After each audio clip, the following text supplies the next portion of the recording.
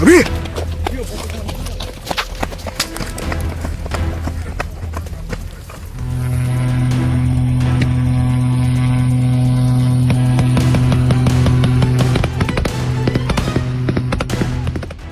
Studio Lovers, Papua sedang menangis dan TNI sedang berduka sedalam-dalamnya.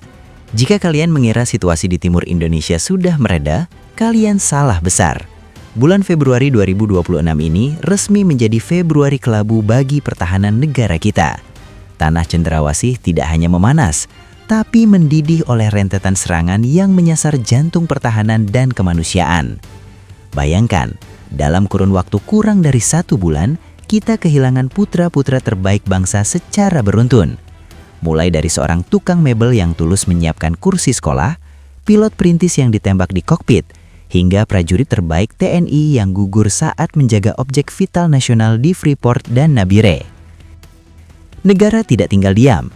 Di balik kabar duka ini, ada pergerakan masif yang sedang terjadi. Koops Habema dan Satgas Damai Kartens baru saja mencetak rekor penangkapan terbesar di Yahukimo minggu ini. Namun, harga yang harus dibayar sangat mahal. Apa sebenarnya yang terjadi di minggu-minggu terakhir Februari ini?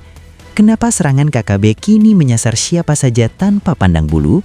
Dan benarkah TNI kini menggelar operasi pembersihan total pasca gugurnya Serda Hamdani di Nabire? Simak kronologi lengkap, akurat, dan analisis militer tajam yang tidak akan kalian temukan di berita biasa, hanya di Studio Langit.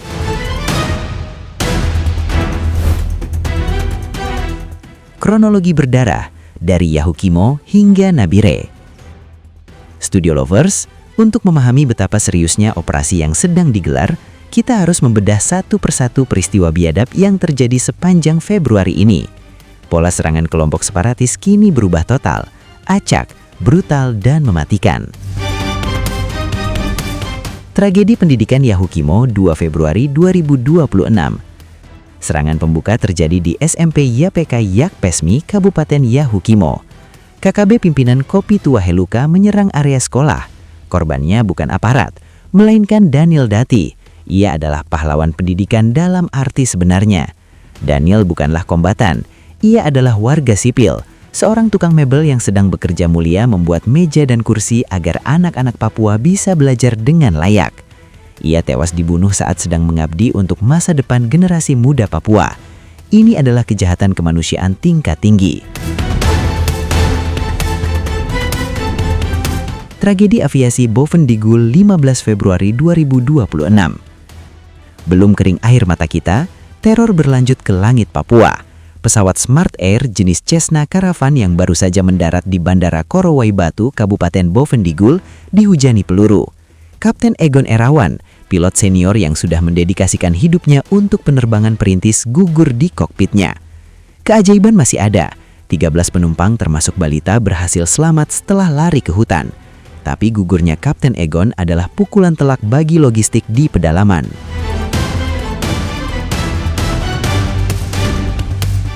Objek vital Freeport 15 Februari 2026. Di hari yang sama, konvoi logistik PT Freeport Indonesia diserang di Mile 50 Tembagapura. Prajurit TNI Sertu Arifin Cepa gugur dalam kontak tembak tersebut. Ingat Studio Lovers, Mile 50 adalah urat nadi ekonomi Indonesia. Serangan ini jelas terencana untuk melumpuhkan operasional tambang terbesar di dunia itu.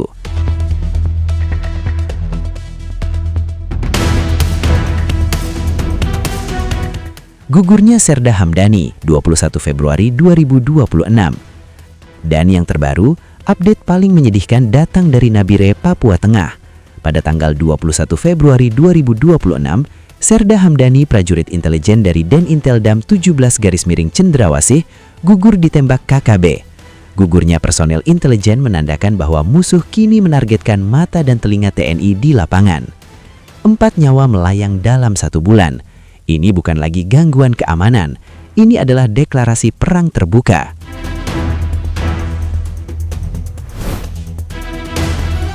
Respons negara, sukses besar Satgas Damai Kartens. Menghadapi eskalasi gila-gilaan ini, TNI dan Polri tidak tinggal diam. Respons mereka terukur, tegas, dan membuahkan hasil nyata. Di sini kita melihat peran vital Satgas Damai Kartens. Operasi penegakan hukum yang dipimpin Polri ini baru saja memberikan kabar baik di akhir Februari. Hingga tanggal 22 Februari 2026 kemarin, Satgas Damai Kartens berhasil mengobrak-abrik sarang KKB di Yahukimo minggu ini. Hasilnya luar biasa. Sebanyak 28 orang yang diduga kuat terafiliasi dengan OPM berhasil diamankan. Dari pemeriksaan intensif, 9 orang diantaranya resmi ditetapkan sebagai tersangka karena terbukti terlibat langsung dalam jaringan teror. Ini adalah bukti bahwa intelijen kita bekerja. Penangkapan ini sangat strategis karena memutus rantai logistik dan komunikasi mereka di wilayah pegunungan. Jika Damai Kartens bergerak senyap menciduk jaringan pendukung, lantas bagaimana dengan TNI? Di sini peran Koops Habema, Komando Operasi Habema. Dibentuk khusus oleh TNI, operasi ini mensinergikan kekuatan tempur untuk menyapu wilayah-wilayah merah yang sulit dijangkau hukum biasa. Pasca gugurnya Sertu Arifin Cepa dan Serda Hamdani, pergerakan TNI semakin agresif. Laporan lapangan menyebutkan penggunaan teknologi UAV atau drone pemantau yang semakin intensif. Hutan-hutan lebat di sekitar Tembagapura dan Nabire kini dipantau 24 jam dari udara. Tidak ada lagi tempat sembunyi yang aman. Selain itu, taktik pagar besi dengan kendaraan lapis baja atau rantis mulai diterapkan untuk membuka isolasi jalan yang sering diblokade KKB. Pihak lawan mulai panik. Klaim-klaim mereka di media sosial tentang adanya operasi militer besar-besaran adalah bukti bahwa mereka sedang terdesak hebat oleh sinergi maut antara hard power TNI, Habema, dan penegakan hukum Polri, Kartens. Analisis militer dan keamanan objek vital. Studio Lovers, mari kita bedah sedikit insiden di Freeport secara taktis. Gugurnya Sertu Arifin Cepa di Mile 50 memberikan sinyal bahaya. Lokasi ini adalah medan yang sangat ekstrim, tebing curam dan kabut abadi. Musuh menyerang dari ketinggian, high ground, posisi yang sangat menguntungkan bagi penembak runduk. Fakta bahwa serangan ini terjadi di area ring 1 pengamanan objek vital nasional menunjukkan bahwa KKB mencoba mengganggu stabilitas ekonomi Indonesia. Ditambah lagi dengan gugurnya Serda Hamdani di Nabire yang merupakan personil intelijen, ada indikasi bahwa KKB sedang berusaha membutakan mata TNI sebelum melancarkan serangan lebih besar. Namun strategi mereka mulai terbaca.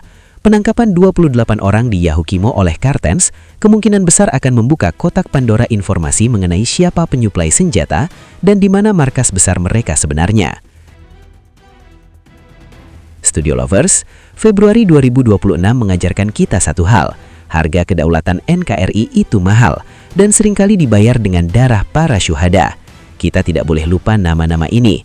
Daniel Dati, pahlawan pendidikan yang gugup saat membuat meja kursi siswa. Kapten Egon Erawan, elang penjaga langit perintis yang gugur di kokpitnya. Sertu Arifin Cepa, benteng terakhir di objek vital negara. Serda Hamdani, mata dan telinga negara yang gugur dalam tugas intelijen. Mereka bukan sekedar angka statistik, mereka adalah bukti nyata pengorbanan. Kita dukung penuh langkah tegas Koops Habema dan Satgas Damai Kartens untuk menyapu bersih para pengganggu kedaulatan ini sampai ke akar-akarnya. Tidak ada tempat bagi terorisme di tanah Papua. Bagaimana menurut kalian, Studio Lovers? Dengan gugurnya personil intelijen dan serangan di objek vital, apakah TNI perlu menaikkan status operasi menjadi siaga tempur penuh di seluruh wilayah pegunungan? Tuliskan pendapat dan doa terbaik kalian untuk para pahlawan yang gugur di kolom komentar di bawah ini. Jangan lupa terus dukung kami dengan cara subscribe, like, komen, dan share video ini. Sampai jumpa di video berikutnya.